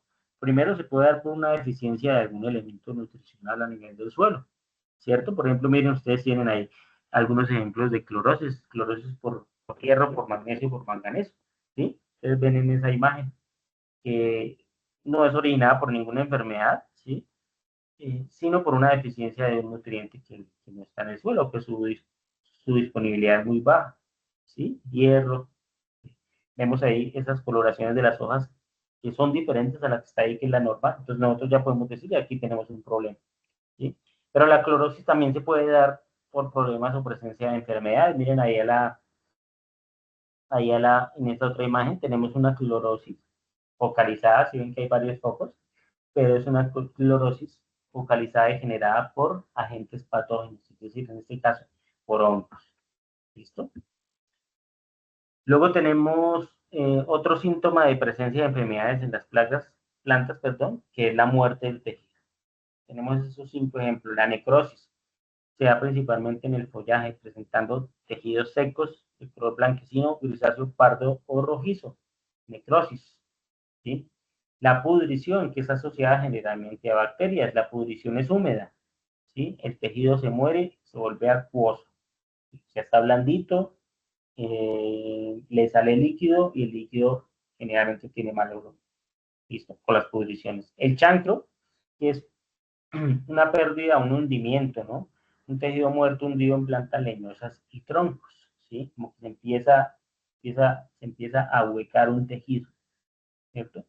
Muerte descendente, conocida como el damping off, que ocurre mucho a nivel de viveros, es el conjunto de varios organismos, ¿sí? Este damping on se da de adentro, de afuera hacia adentro y de arriba hacia abajo. Y tenemos síntomas de marchitez. La planta pierde su vigor y en algunas ocasiones muere. Entonces, todos estos síntomas que yo les muestro están asociados generalmente a problemas de enfermedades, generalmente, porque también algunos casos, por ejemplo, ustedes dirán la marchitez. La marchitez sí puede estar asociada a un problema de fusario, ¿cierto? Pero la marchitez también puede estar asociada a un problema de mal riego, ¿sí? Que la cinta de riego está tapada. Precisamente el gotero de la cinta al pie de esa planta está taponado, ¿sí? Entonces me está generando marchitez. Ahí no hay deficiencia, no hay fusario, no hay ninguno, ¿sí? Pues, podemos tener marchitez. Entonces nosotros tenemos que empezar a descartar problemas, ¿no? ¿Sí? Lo mismo en una clorosis. La clorosis puede darse, no es porque esté enferma, no porque haya hongos, puede darse porque se le aplicó mucho riego, ¿sí? O porque se intoxicó, ¿sí? La planta. Entonces vemos o sea, se nos fue la mano con algún producto, una aplicación. Entonces vemos que los síntomas a veces que nos muestran las plantas no solamente están relacionados con enfermedades, ¿listo? Sino que también con factores, digamos, externos, factores abióticos. Por ejemplo, una helada, ¿no? Una helada también me puede generar una quemazón, ¿cierto? Una alta temperatura, ¿sí? Listo. Esos son los síntomas generales. Pero ahora sí, ya entrando un poco más en materia, ¿quiénes son los responsables en las plantas de generar esos problemas de enfermedades o a quiénes se les asocia? Aquí ya nosotros empezamos a mirar los principales agentes fitopatológicos. Cuando yo les hablo de fitopatológicos, me refiero a todos esos agentes que generan alguna enfermedad o alguna afectación a la planta, ¿sí? Principalmente los que les voy a mencionar, los que conocemos como hongos, ¿sí? Y ustedes ya lo han escuchado, ¿cierto? Los hongos son organismos eucariontes, pluricelulares que se desarrollan en sitios húmedos y con poca luz, ¿vale? Son organismos microscópicos, tienen una estructura, digamos, sencilla, pero interesante. ¿Listos? Los hongos me generan, hay diversidad de hongos, ¿cierto? Así como yo les mostré que había diversidad de artrópodos, ¿recuerdan? Insectos, que arácnidos. En los hongos también, ellos tienen su propia diversidad de hongos. Y cada una de esas especies puede ser benéfica o puede ser dañina para los cultivos. ¿Sí? Nos vamos a enfocar únicamente en lo que es considerado como plaga. ¿Cuáles son los principales agentes causales de enfermedades cuando yo hablo de hongos? Mire, ahora sí, empecemos, mire. Tal vez ustedes han escuchado ¿no? La botritis, que se conoce también como podredumbre gris, y está causada por el hongo que se llama Botrytis cinerea. ¿Sí? La botritis lo que produce es un moho de color grisáceo sobre cualquier parte de la planta y se da habitualmente por exceso de humedad. La botritis es un hongo, digamos que muy general de los cultivos agrícolas. Nosotros vemos problemas de botritis desde cultivos de frutales, cultivos de hortalizas, hasta cultivos de flores, ¿cierto? Nosotros encontramos la botritis. Ella como que si se dan las condiciones y la especie de botritis, ¿sí? Pues ella se da en la planta, ¿listo? Tenemos la roya, también ustedes creo que la han escuchado mucho, ¿sí? Por ejemplo, el terror de los cafeteros en su momento, ¿sí? A nivel de flores también es la roya de cuidado, ¿cierto? La roya está causada por un hongo que se llama Fucsinia. Este hongo hace aparecer pequeñas manchas y deformidades de color amarillento o marrón en los tallos y en las hojas. Miren, estos tienen varios estados de la roya, ¿sí? En la primera imagen ya vemos un estado ya avanzado de desarrollo del hongo, ¿sí? Ya vemos que ya se ve su cuerpo de manera ya robusta en la imagen que está abajo. Y vemos esas protuberancias, es que el hongo ya alcanzó su desarrollo y ya está en una fase reproductiva, en una fase altamente contagiosa para las plantas que están al lado. Al lado, en la otra imagen vemos cómo se ve la presencia de roya en el haz de una hoja y en la imagen que está arribita, en la hoja de esa rosa, vemos la presencia de roya en el envés, con sus características manchas, color amarillo, color perroso, ¿no? Que si uno le pasa el dedo le queda uno manchado con color naranja, digamos en la roya. Tenemos los famosos mildeos, ¿cierto? Que al igual que cualquier hongo, se aparece o se dispara en problemas de alta humedad. Por ejemplo, ahorita no, en temporada invernal, yo sé que se incrementa la venta o la distribución o la demanda más bien de productos para combatir mildeos, ¿cierto?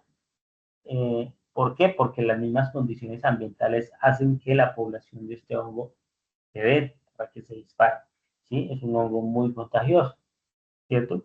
El mildeo ataca a las hojas de las plantas provocando manchas oscuras de aspecto oleoso. Las manchas de mildeo son amarillas en la superficie y blancas en el envés. ¿Listo? También tenemos el oidio, que es muy fácil de identificar por su aspecto de polvo de color claro o algodonoso, ¿cierto? De aspecto similar a las cenizas, como si la hubieran espolvoreado con eso, pero ese es básicamente ese lo. También se da por temperaturas altas sumados a humedades altas. Estos problemas de mildeo y de oidio son muy frecuentes y yo sé que de pronto los que trabajan en zonas donde hay presencias de invernaderos se van a dar cuenta que la demanda de productos plaguicidas para algunos hongos es más alta que de otros cultivos, ¿cierto? Es porque las condiciones a nivel de invernadero, que digamos que a nivel productivo, es decir, el invernadero tiene sus ventajas, ¿no? Porque a mí me garantiza tener control en algunas variables para tener una buena producción, los cultivos que necesitan, ¿cierto? Pero también tiene un problema que el contra es que cuando no se maneja muy bien o se controlan esas variables como humedad y temperatura, se me puede disparar un problema fitopatológico de algunos hongos. ¿sí? Por eso que a nivel de invernadero se puede consumir mucho producto plaguicida porque a veces estos problemas se me disparan. Por un día que no baje una cortina, por un riego mal manejado, por una mala ventilación, ¡pum! Problema. ¿Listos? Tenemos antracnosis, que es una enfermedad producida por hongos, a la cual también se le conoce como chancro. Produce manchas marrones en hojas, sobre todo alrededor de los nervios principales de estas, ¿no? Genera como hundimientos. Alternariosis es una enfermedad fúngica, también llamada tizón. Afecta a las hojas y a los frutos de las plantas. Se reconoce porque produce manchas circulares más oscuras en el centro y con círculos o anillos alrededor de un tono marrón más claro o amarillo, alternario. ¿Listos? Este ya es una enfermedad, digamos, más representativa en zonas donde cacaoteras, la famosa moniliasis, es una enfermedad única que ataca, es decir, es una enfermedad de importancia económica para el cacao. Daña básicamente la mazorca, que es el interés comercial de ese cultivo, causada por un hongo que se llama Monilioptera, ¿cierto? Está presente en la mayoría de países latinoamericanos y se adapta a diversidad de ambientes. ¿Listos? Esos son algunos hongos que me generan enfermedades. Tal vez a medida que yo les iba nombrando los hongos, ustedes los iban identificando, porque casualmente, frente a esos hongos es donde se encuentra el mayor espectro de productos, en este caso fungicidas, que se comercializan aquí en mi país. ¿Por qué? Porque esos son los principales hongos que me atacan a los cultivos agrícolas. ¿Listos? Por eso es que la mayoría de productos que están diseñados o tienen como agente, como blanco biológico, esos hongos en especial. ¿Listo? Luego tenemos, ustedes van a decir, no, pero los hongos no son los únicos. Claro que no, también tenemos las bacterias. ¿Sí? Las bacterias también son microorganismos que al igual que los hongos, pues son, pues, eh, representan o pueden, eh, bueno, dentro de los hongos, ojo, no nos quedemos únicamente que generan enfermedades. Los que manejen ustedes por ahí en sus almacenes productos biológicos también saben que hay hongos de naturaleza, digamos, que nos ayudan también a controlar hongos, ¿no? Tenemos el caso de tricoderma, ¿no? ¿Sí? Que digamos que es un hongo que ya está reconocido y es comercialmente, se vende para el control de otros hongos, ¿no? ¿Cierto? Entonces, para que lo tengamos ahí presentes. Lo mismo en bacterias. Las bacterias también son organismos que me pueden dañar la salud de las plantas como seres vivos. Muchas de esas bacterias son dañinas, pero también tenemos bacterias benéficas, como es el caso del Bacillus thuringiensis, de los BT. ¿Sí? También tenemos los nematodos. ¿Sí? Creo que ustedes también los han escuchado, debido a que ya también hay muchos productos nematicidas. ¿Sí? Dentro de los nematodos, básicamente los nematodos que son parásitos de plantas. Los nematodos están presentes en cualquier suelo. O sea, eso no, o sea, yo creo que de lo que se ha estudiado, o sea, es una precisión personal a nivel de vida en el planeta, lo que se conoce del suelo es muy poco. Lo que se conoce más por el espacio que lo que hay en el suelo. Hay muchísimas poblaciones de nematodos, de hongos y de bacterias presentes en el suelo que a mi concepto, si hubiera una investigación muy profunda, muy avanzada, habría muchas soluciones a nivel farmacológicas, inclusive para algunas enfermedades del ser humano, ¿sí? Y la solución yo creo que está ahí enterrada, o vive en el suelo. Hace falta es como investigación. Únicamente la investigación que se ha generado a nivel de suelo ha sido realmente jalonada con el fin de proteger cultivos, pero no con otros fines. Digamos que es una apreciación. ¿Sí? Por ejemplo, a nivel de nematos se han identificado únicamente pues, las especies que efectivamente dañan a los cultivos, ¿cierto? Pero pues no sabemos si existen algunas otras especies. Pues sí hay especies de nematos que ya se me escapan ahorita los nombres, pero ya se han publicado especies de nematos que se utilizan como biocontroladores de otros nematos o la presencia de nematos que me ayudan a evitar la presencia de otro tipo de hongos, ¿no? Por eso les digo que todo este tema va como en movimiento, ¿sí? Pero bueno, a nivel de nematos, cuando nosotros hablamos de eso, cuando ustedes escuchan, es porque alguien tiene un problema serio en sus cultivos, ¿cierto? Nadie va a venir a hablar bien de un nemato, digamos, en una comercializadora, o en un almacén, nadie va a venir a hablarnos bien de un nemato. Si alguien va a hablarles de nematos a ustedes, es porque necesita un producto químico, ¿cierto? Necesita un nematicida. necesita un producto químico, ¿cierto? ¿Por qué? Porque estos nematodos lo que hacen es que entran a las raíces, generan una obstrucción a la función de la raíz, que es la absorción de nutrientes a través del agua, y lo que me generan es un atrofiamiento, una disminución del crecimiento y hasta la muerte de la planta. ¿Sí? Es una muerte lenta. También la hace la acción de los nemátodos, pues también de la raíz para arriba hace que la planta sea más susceptible a ataques de plagas y enfermedades. Y es lógico, ¿no?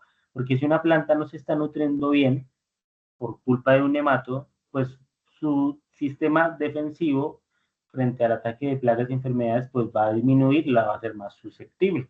Recuerden que al igual que las plantas, al igual que las personas, perdón, lo que garantiza, digamos, la sanidad y la resistencia de las plagas es un buen manejo de la fertilidad en este caso, buen manejo de la nutrición. Una planta bien nutrida es una planta que es más resistente al ataque de plagas y enfermedades. Una planta con unas condiciones de nutrición pues inadecuadas es una planta más susceptible. ¿Sí? Eso es lo que hace un nematodo. Miren, lo que ustedes ven ahí no es un dibujo, no es una macrofotografía, es una fotografía que se tomó, pues tomada con un microscopio especializado, por decirlo así. ¿Sí? Vemos cómo el nematodo está perforando una raíz para ingresar y establecerse ahí, ¿sí? Y empezar a alimentarse o a alimentarse de lo que la raíz le provee, ¿sí? Y la siguiente imagen, lo que ustedes ven es la punta de la cabeza de un nematodo. El nematodo tiene, hagan de cuenta, como un zancudo, ¿no? El zancudo tiene su estilete, su aparato bucal, que es con el que nos pica, ¿no? Ustedes van a decir, un insecto tan pequeño como están, ¿cómo nos va a perforar a nosotros la piel, ¿no? Siendo tan pequeño, ¿no? Si uno lo mira a nivel microscópico, es como si uno viera un cuchillo, digamos que tiene ciertas capacidades de perforación. Eso mismo tiene el nemato. Imaginen, para perforar una raíz a nivel microscópico tiene que tener una herramienta muy fuerte y él naturalmente la tiene a través de esa puntica que se ve ahí como una aguja, ¿sí? ¿Qué daños causan los nematodos? Pues dañan un daño mecánico, ¿sí? Deteriora la fisiología de la planta, porque ellos, igual que un zancudo que nos genera una alergia, los nematodos al ingresar, pues ellos también van expulsando algunas enzimas que van deteriorando la raíz. ¿Listo? Daños indirectos, una planta debilitada es más vulnerable a infecciones, bueno, lo que yo le he mencionado, ¿cierto? También un daño por nematodos me genera agallas, protuberancias o deformaciones en algunas especies, en las raíces, ¿no? Principalmente. Por ejemplo, si mi cultivo es zanahoria, yuca, ¿sí? También, digamos, otros cultivos donde se comercialice la raíz, si yo tengo presencia de nematodos, miren en ese caso, miren esa imagen que está allá, es la imagen de zanahorias atacadas por nematodos, ¿sí? Comercialmente esa zanahoria no se va a vender, ¿listo? Es una zanahoria que ya se determinaría como una pérdida, ya no tiene ningún tipo de interés comercial, ¿vale? Ahí mismo, mire, bueno, la fotografía está muy pequeñita, pero bueno, una de las imágenes nos muestra una raíz poco desarrollada con protuberancias, que es un indicador, pues, de la presencia de nematos. Limita, atrofia el desarrollo de los cultivos. Miren, en ese otro caso, la presencia de nematos debilita las plantas. Lógicamente, pues que las plantas se alimentan de lo que hay en el suelo, y si el nemato es el que está obstruyendo a la raíz, pues todos sus nutrientes no le van a llevar arriba, ¿sí? Entonces la planta se va a ir quedando, ¿sí? A veces es muy difícil determinar el ataque de un nematodo. Nosotros, o a nivel agrícola, lo primero que se piensa es que puede ser un fusario, puede ser una chisa, una larva, ¿cierto?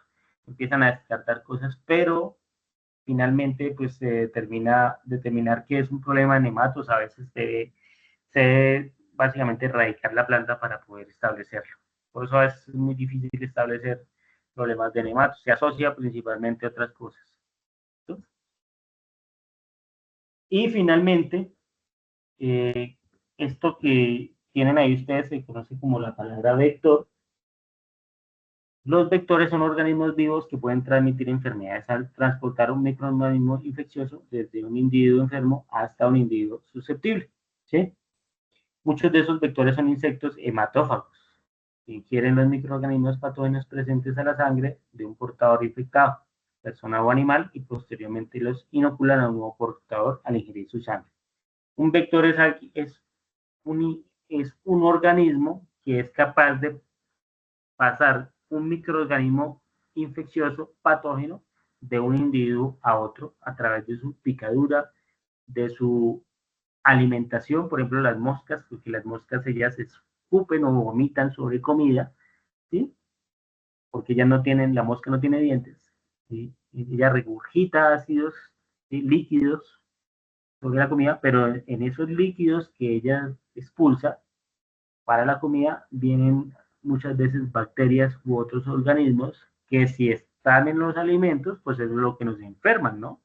Lo mismo un zancudo, que en el momento en que él nos pica, él no solamente nos está picando, no solamente está chupando nuestra sangre, sino que está también liberando algunas sustancias para que impidan que la sangre salga, ¿no? Algunos anticoagulantes. Lo mismo las plantas. Los áfidos, que son los que hacen los pulgones, ¿sí? Ellos también hacen esa acción como de los zancudos. Ellos chupan, se alimentan de la savia de la planta, se pegan ahí, empiezan a raspar y a chupar, ¿sí? Al momento que ellos hacen esa acción de perforar las paredes celulares de la planta, lo que hacen ellos es que también van ingresando algunas toxinas para evitar que la planta pues se dañe, y esas toxinas muchas veces le abren la puerta para que entre una botritis, para que entre una, para que entre un,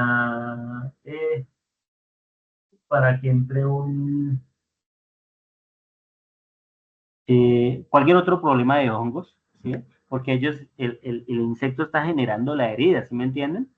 Entonces, muchas veces el problema o la presencia de una plaga le abre la entrada a una enfermedad o viceversa. ¿Listo? Entonces, por eso es necesario hacer un manejo integral de los cultivos, ¿cierto? Esos que ustedes ven ahí son vectores, miren, los de arriba son vectores de enfermedades al ser humano o a los animales. Miren, tenemos el Aedes aegypti, el mosco de la malaria, mosquitos, tenemos moscas y una garrapata a nivel animal. Abajo tenemos la mosca blanca y tenemos trips, ¿cierto? Insectos que también me generan o me pueden generar problemas de enfermedades a mis plagas. Por eso también nosotros, no solamente en los manejos integrales, perdón, de plagas y enfermedades, por ejemplo, en el manejo de una enfermedad, únicamente no tenemos que manejar la enfermedad como tal, sino que controlar el vector, ¿me entienden? Por ejemplo, hay muchos casos de virosis de virus en algunas plantas donde es transmitida, por ejemplo, en solanáceas, de lo que es tomate, en papa, en pimentones, ajís, ¿sí? Donde tomates, donde los problemas de virus son transmitidos por la presencia de algunos vectores, ¿cierto? Que me llevan el virus de una planta a otra, ¿listos? Como las personas, ¿sí? Por eso hablamos de algunas estrategias de control de plagas. Se enmarcan en el concepto básico expresado por la OMS en el 72, ¿cierto? Estas estrategias son de la OMS. Se habla de saneamiento del medio, es decir, mantener el medio limpio. En el caso de los cultivos, son podas a tiempo, recolección de residuos, ¿cierto? Plantas enfermas se sacan, ¿sí? Se eliminan residuos, listo. Derratización, en donde hay presencia de roedores, desinfectación, insectos, desinfección, microorganismos nocivos. La desinfección también como una actividad de prevención, cuando se utilizan herramientas para hacer cortes en las plantas, por ejemplo, las podas o las cosechas, también es necesario. Para controlar las plagas hay muchos métodos, son variados, ¿cierto? Lo importante es, digamos, es enfocarse en las condiciones que le generan comodidad, por decirlo así, a la plaga, lo que es el alimento refugio. ¿Listo? Para de esa manera nosotros le evitamos que las poblaciones se nos disparen. También hay que considerarse las medidas de higiene ambiental, desechos, aguas residuales, etc.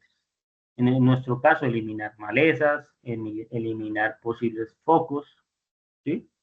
La colocación de barreras físicas, el aislamiento arquitectónico y la interposición de estructuras que favorezcan la estanqueidad de viviendas y locales es un tercer elemento a considerar. Se utilizan ya muchas trampas, ¿no? Muchas trampas basadas en colores, amarillas, plásticos amarillos, azules, blancos, de acuerdo, digamos, al tipo de especie. Esto con el fin de hacer captura principalmente de adultos, ¿no? Si no hay adultos, no hay reproducción. Entonces, es una forma también de bajar las poblaciones o del uso de feromonas. Por último, manejo indirecto, ¿no? Eliminación o reducción. Manejo indirecto es decir que yo no voy a enfocarme en sí en la plaga, pero sí en las condiciones, ¿no? Fuentes de alimentación, fuentes de agua, refugios, vías de ingreso, educación sanitaria. ¿Sí? Tenemos también métodos físicos, lo que yo les mencionaba, trampas, pegamentos, barreras eléctricas, redes, entre otros. Métodos biológicos, utilización de predadores, parásitos y patógenos. Y por último, métodos químicos, que es el uso de plaguicidas. ¿Listos? Y cerrando la sesión de hoy, miren cómo vamos avanzando en nuestro curso. El método químico mediante el uso de plaguicidas. Finalmente, vamos a definir qué es plaguicida, que es un agente de naturaleza química, ¿sí? Física o biológica, que solo en mezcla o en combinación se utiliza ¿para qué? Para prevenir, reprimir, atraer, controlar ¿qué? Insectos, ácaros, agentes patógenos, nematodos, malezas, roedores u otros organismos nocivos para animales o plantas. ¿Listos? Estos productos deben ser utilizados en forma racional y adecuada, siempre como última alternativa de control, pues dada su naturaleza tóxica, constituyen un peligro potencial para la salud humana, animal y ambiente. Entonces, cerramos hoy con el concepto de plaguicidas. Entonces, trabajamos hoy normatividad que nace, nos justifica el fundamento de por qué hacer el curso. Luego entendimos el concepto de plaga y cerramos con el concepto de plaguicidas. ¿Vale? Recuerden que nuestro curso se llama Manejo Racional de Plaguicidas. Entonces vamos a ir desmenuzando poco a poco. ¿Cuál es la actividad complementaria de nuestra jornada de hoy? Dígame pues que 9 de mayo. Dice, póngame, digamos, para los que estén en este momento todavía conectados o para quienes estén escuchando la grabación, o esta actividad la van a desarrollar en una hojita aparte. Todavía no es con fin de entregable. ¿Listo? Pero sí es necesario que la tengan desarrollada porque esta actividad me la tienen que sumar con la siguiente para que me hagan entrega de un único documento. ¿Sí me hago entender? Es decir, este sería el primer punto del trabajo final. Entonces, por eso todavía no lo vamos a pedir, pero se los voy indicando de una vez. Miren que es muy sencilla, ya les decía a ustedes que no era nada del otro. Lo primero, la actividad es que ustedes cada uno, ayer me dijeron que la mayoría pretenden trabajar de manera individual, que está muy bien. Van a elegir un cultivo, ojalá un cultivo representante o el cultivo que más se mueva ahí en la región donde trabajan. ¿Sí? Y lo único que tienen que hacer es una lista de las principales plagas y enfermedades que habitualmente lo atacan. Es información que posiblemente los que estén en almacén pues tengan información de primera mano, ¿no? Siempre llegan a preguntarnos productos específicos por cultivo, por plaga y enfermedad. Entonces van a hacer como un cuadrito. Cultivo tomate, plaga, mosca blanca, bueno, trip, ¿sí? Enfermedad, mildeо, idio, listo. Hasta ahí. Lo van a hacer, que habitualmente lo ataquen. ¿Listos? Lo realizan en una hoja, en una libreta, bueno, donde quieran, lo tienen ahí pendiente. ¿Vale? Y como complemento, yo les voy a enviar a sus correos electrónicos junto con esta presentación el decreto 1843 del 91 para que de manera individual pues, le hagan un repaso y una lectura. ¿Listos? Eso es la actividad del día de hoy. ¿Vale? No sé si hay alguna pregunta, alguna duda, alguna inquietud, alguna observación. ¿Estará clara la actividad para los que están todavía conectados? Sí, señor. Listo, como les dije ayer, es sencillo, no es nada del otro mundo. No les voy a poner aquí, hagan cosas que nada. Listo. Bueno, entonces a los compañeros que están conectados el día de hoy, que veo por allá a Ximena, Ana Delfina, Nubia, Johanna, Manuel, Judy, Villena Cárdenas, Juan Carlos Díaz, Mónica Marcela, José Antonio, Alejandra, Derly, Javier Arias, Luis Felipe, Santiago Buitrago, Nubia Rivera, Nidia Yaya, Jonathan Arias, aquí hay una persona que no tienes la cuenta del almacén, Gisenia, María Arguello y Jenny, a todos gracias por su participación. Entonces yo les recuerden que la grabación, la idea es compartírselas Ustedes pueden acceder a ella en el chat de esta reunión y también la idea es que se la voy a compartir a través de un enlace de YouTube para que la puedan visualizar si es de su interés. ¿Listos? Si no hay ninguna otra pregunta, entonces a todos les agradezco mucho su participación y nos encontramos ya en el día de mañana nuevamente a demorar, ¿vale? Para todos, muchas gracias por su asistencia. Muchas gracias. Muchas gracias. Gracias.